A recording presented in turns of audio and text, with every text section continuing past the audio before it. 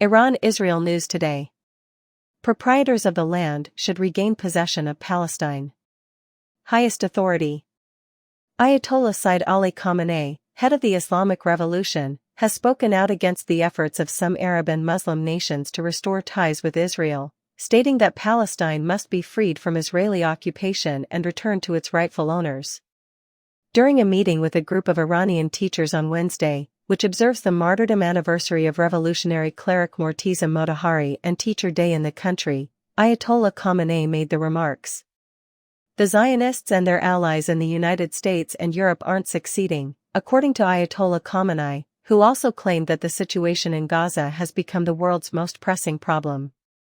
Look at the universities in the US and in Europe, he remarked, alluding to the increasing number of demonstrations in support of the Gazan people taking place on college campuses across the globe.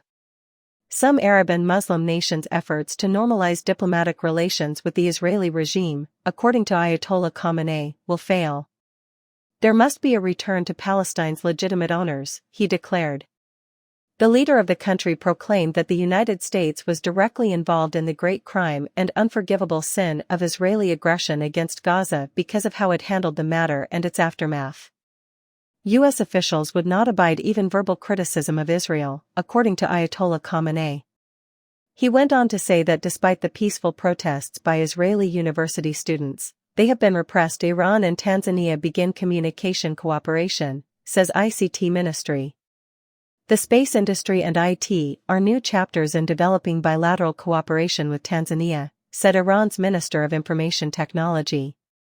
During a meeting with Tanzania's Minister of Trade and Industrial Development, Omar Said Shaban, who was visiting Tehran on Wednesday, Issa Zarpour made the remarks. According to Zarpour, the Islamic Republic's policy is to develop relations with African countries, especially Tanzania, as the country has shown its readiness to take steps in this direction. The minister urged the establishment of a collaborative task force to monitor the progress of mutual agreements in his speech.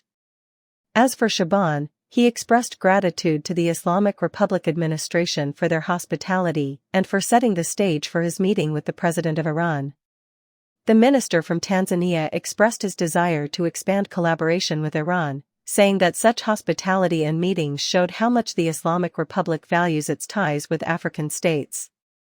Moreover, he stated his intention to facilitate the development of bilateral partnerships.